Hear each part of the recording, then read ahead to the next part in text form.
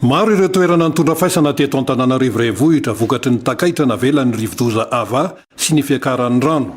Nitsidika ireo traboina mitoby eny amin'ny ANS Ampefiloha sy CEG Anosy-be ny alatsinainy 9 janoary 2024 ny ben'ny tanàna n'Antananarivo renivohitra Lalao Ravalomanana sy ny mpiara-miasa aminy nampahery sy nitondra fanampiana.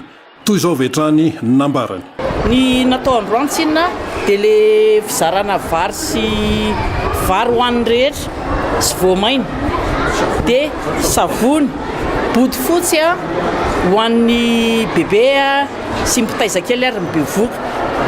Fa ny tena ataon'ny commune urbaine Antananarivo zany dia hoe jery fotony hoe inona ahoana rehefa miala eto ireo olona dia manahoana ny fahavoazana misy any amin'ny toerana misy azy any.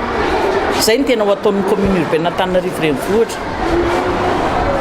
Fa misy kosa ny tarehimarika tsara ho fantatra ka ny délégué ny boriboritany voalohany Raharivelo Arlaza avy hatrany no mitondra ny fanazavana. Eto amin'ity foibe fandraisany eto amin'ny ANS ity aloha zany ny afaka resahako sy ny eo amin'ny boriboritany voaloha eo amin'ny 9938 teo izy maly tamin'ny fito. Zany hoe efa nitsahatra ny orana tamin'izay ary efa nanomboka ny nidina amin'izay ny rano nanomboka androany maraina. Amin'izao zany ny eto aloha 1492 ny ato amin'ity centre ny ANS ity izay isa omenanareo zay zany dia jerentsika miandalina satria mivoatra isan'andro san'andro le toedrarà.